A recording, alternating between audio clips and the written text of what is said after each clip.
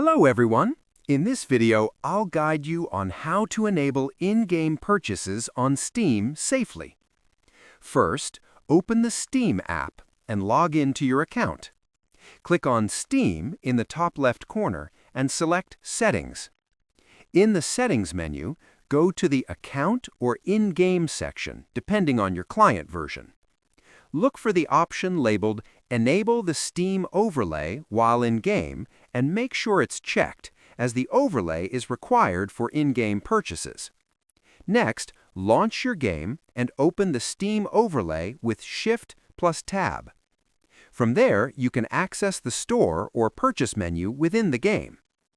Enabling in-game purchases through Steam ensures transactions are secure, easy to track, and connected to your account balance or payment method. Subscribe the channel for more videos.